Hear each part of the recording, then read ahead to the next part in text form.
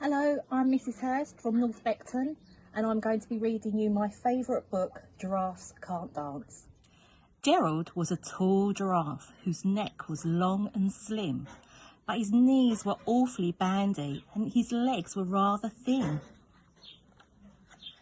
He was very good at standing still and munching shoots off trees, but when he tried to run around, he buckled at the knees.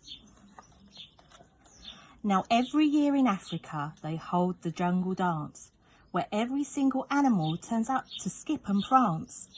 And this year when the day arrived, poor Gerald felt so sad, because when it came to dancing, he really was very bad. The warthogs started waltzing and the rhinos rock and rolled. The lions danced a tango, which was elegant and bold. The chimps all did a cha-cha-cha with a very Latin feel, and 8 baboons then teamed up for a splendid Scottish reel. Gerald swallowed bravely as he walked towards the floor, but the lions saw him coming and they soon began to roar. "Hey, look at clumsy Gerald," the animals all laughed.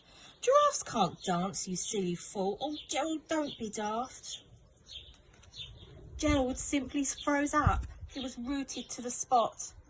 "They're right," he thought. "I'm useless. Oh, I feel like such a clot." So he crept off from the dance floor and he started walking home.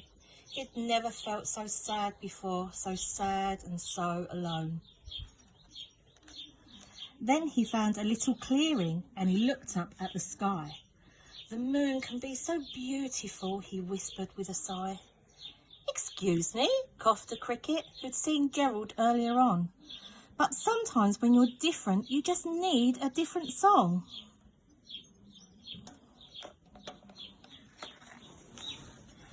"Listen to the swaying grass and listen to the trees. To me the sweetest music is those branches in the breeze." So imagine that lovely moon is playing just for you. Everything makes music if you really want it to. With that, the cricket smiled and picked up his violin. Then Gerald felt his body do the most amazing thing. His hooves had started shuffling, making circles on the ground. His neck was gently swaying and his tail was swishing around. He threw his arms out sideways and he swung them everywhere. Then he did a backward somersault and leapt up in the air. Gerald felt so wonderful, his mouth was open wide. "I'm dancing, yes, I'm dancing, I am dancing," Gerald cried. Then one by one each animal who'd been there at the dance arrived while Gerald boogied on and watched him quite entranced. They shouted, "It's a miracle! We must be in a dream! Gerald's the best dancer that we've ever seen!" "How is it you can dance like that? Please, Gerald, tell us how." But Gerald simply whizzed around and finished with a bow.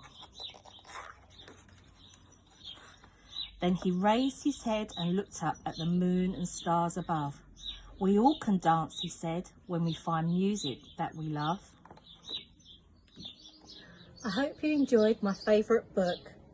Keep safe, and I hope to see you very, very soon.